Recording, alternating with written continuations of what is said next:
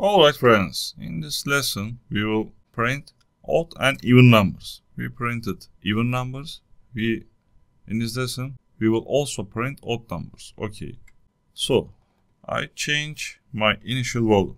I start from 0 and then I will increase it. So I come here and I say plus equals to 2. Okay, and then where my condition end, where my e value will end, I can say 10. So e is less than or equals to 10. Okay, which is my condition. So first you see we print even numbers from 0 to 10. 0, my starting value, is included.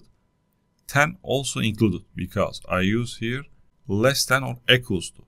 So I use equals to, that's why when e becomes 10, 10 is less than or equals to 10, yes. So it will enter the for loop. Okay, so I come here, I say Java main.java. You see I printed my even numbers. Okay, so I can come here and say system.out.println and even numbers. Okay, so I print again, I come here, you see even numbers is this. But I want to print on the same line. What I need to do, I need to use print instead of println. So I come here, I say print. So let's run it again. You see I printed on the same line.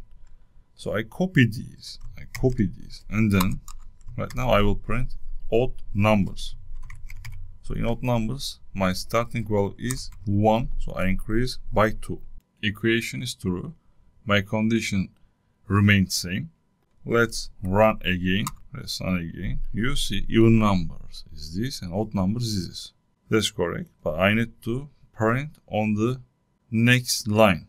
So for doing this, I come here. I can say system.out.println. So empty println. What it will do? It will assure to go to the next line. So I come here, I say Java main Java.